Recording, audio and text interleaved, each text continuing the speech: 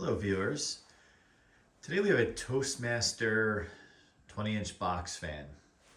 And I have done videos on this channel previously on certainly Toastmaster and the different variants of Toastmaster, from the thin and light McGraw-Edison Toastmaster fans to transitioning in the 80s, later 80s, early 90s Toastmasters.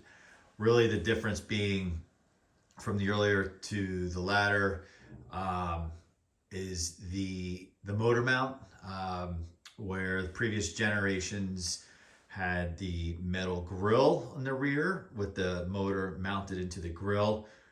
That's a personal preference of mine. I've talked about it in many other videos with these Edison fans, specifically the comfort fan, which is different than this.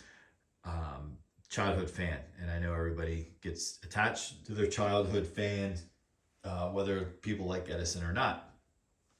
That being said, move forward in time, still using these banana style blades. Some people don't like them at all. I do. When it comes to performance, is this going to outperform a Lakewood of its time? Probably not. Or Lakewood from the 80s, probably not. But I just like the way they look. I've always liked the banana style blades from a look standpoint, as well as the hub. I've always liked this hub, and this hub was on the same blade set on the thin and lights. What is different about this Toastmaster than the one I did in a previous video is the cabinet. I really didn't have a need for another Toastmaster fan.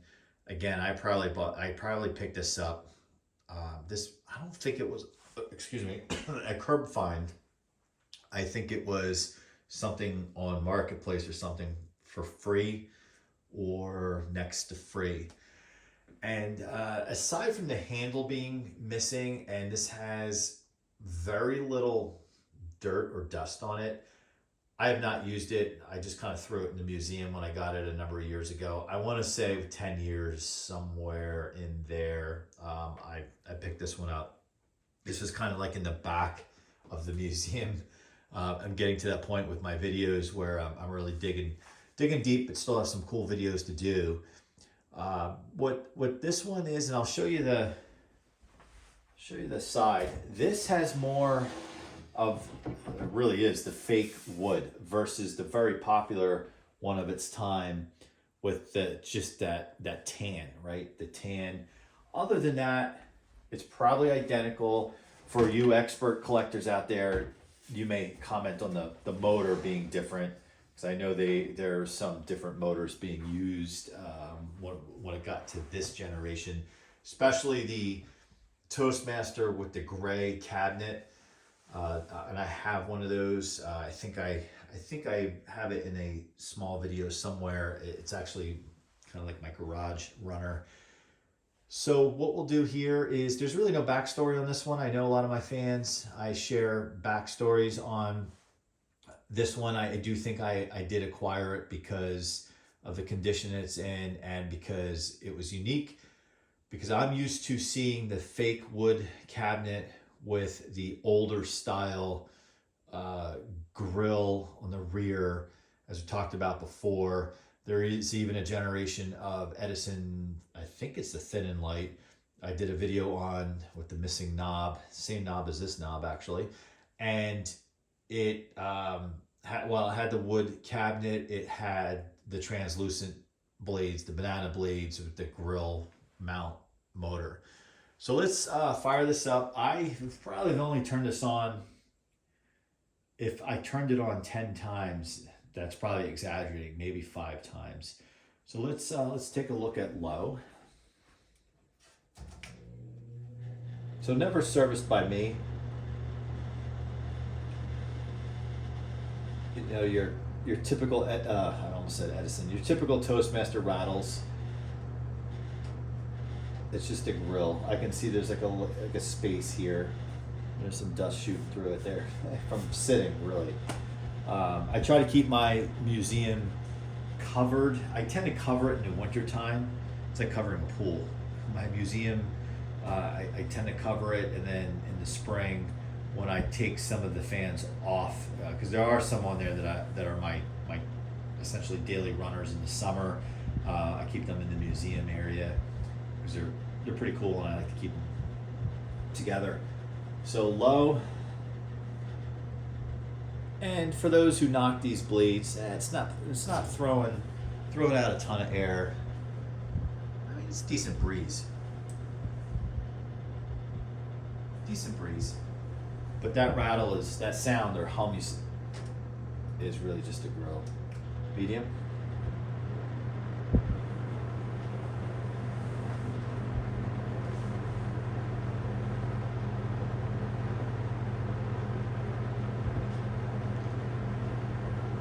And it's pretty stable. It's not moving all over the table here. High. And now start to slide around the room. I don't have feet for this, but if I were to put this on the carpet, I think it would be fine. The other Toastmaster that I did a video on, I do run that one in the summertime, and I'll use it on the floor in the hallway to pull the air from the air conditioner in one of the rooms. Spin down's decent. Again, never serviced by me. If you see anywhere, it's just actually surface dust. And I know I did say I covered it, but this is kind of in the back of the collection. And then the rear, these grills do not like sunlight. If you're someone who had run these in the window and had spent any significant amount of time in the sun, game over. This one, there's some yellowing. I don't really think it was used much in the window. I could tell if I suddenly wanted to throw it in the window, it would yellow. And I think these grills were off at one point because someone might have over tightened these screws because it's just pinching down and it's causing the edges to come out, unless it's just warped with age. Typical Toastmaster of this era that followed suit after the McGraw-Edisons, where the cord comes out of the motor up here. Now, for the models that have the motor mounted on the supports there, I would much rather like the cord to come out down here. Makes it much easier for servicing, and I just feel like, I don't know, I just don't like it as much up there. The only time I do like it up there is on your traditional McGraw-Edison, the comfort fans, the thin and lights that have the metal grill, and it comes out up here. Although that design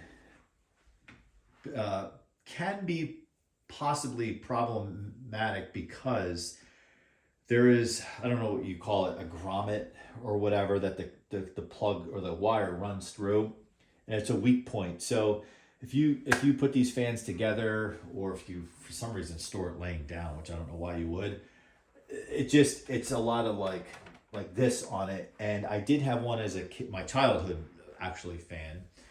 It eventually became a point where the insulation wore away and the connection, it wasn't making a connection any longer. So I think I was 12, 13 years old, I, at the time, just bypassed it and ran the wire up.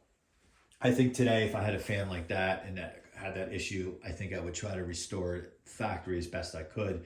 But I was a young boy in my room trying to figure out, using probably a pair of scissors to splice the wires and electrical tape.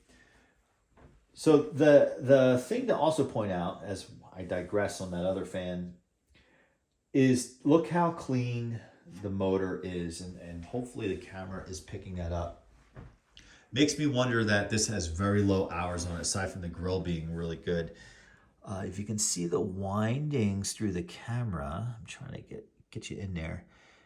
The windings are spotless. There's just like no dust on it. I don't think somebody took this and restored it.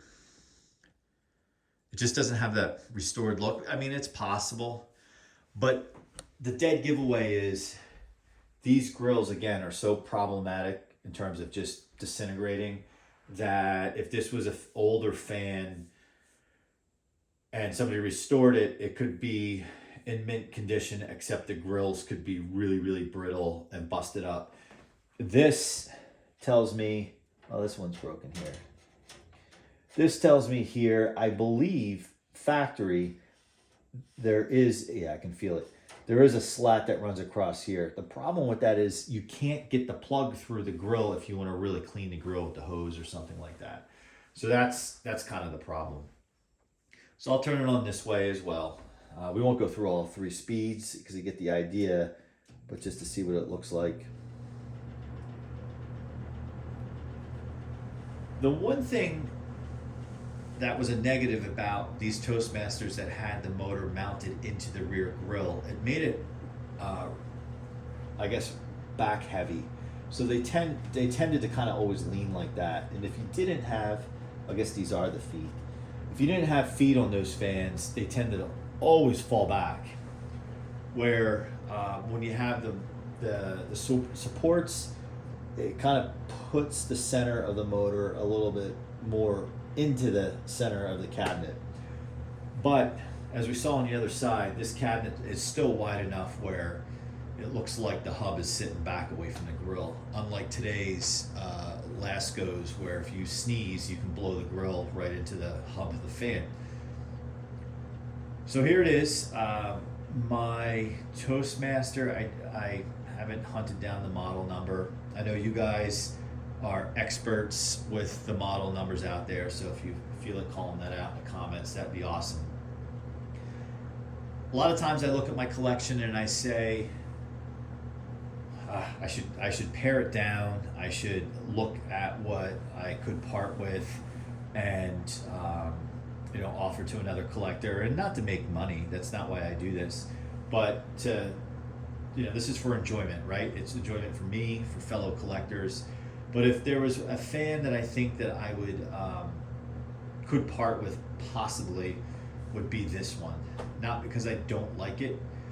It's because I have a thing for the Toastmasters, really the thin and lights and the comfort fans, the older ones. Not so much these. I know this one's a little bit more rare because of the cabinet, the color combination, and the condition it's in. So I would be open if somebody was really interested in this, or if they wanted the swap for something, for sure as well. If not, I'm more than happy to keep this. I just really don't see it seeing the light of day that often, because I have a lot of other fans that do need to see the light of day. So that's going to about do it for this video. We will turn this off. If you are into Toastmasters Edisons, I got a lot of videos on those. Check out my channel. If you're into box fans in general, definitely check out my channel as well. Have a bunch more coming. And then after we get through that, I really want to kind of do a box fan comparison, kind of comparing similar models and whatnot. And then ultimately kind of do a standoff between similar models but with different manufacturers and see how they stack up against one another. Again, thanks for watching. Comment, subscribe, and we'll see you on the next one.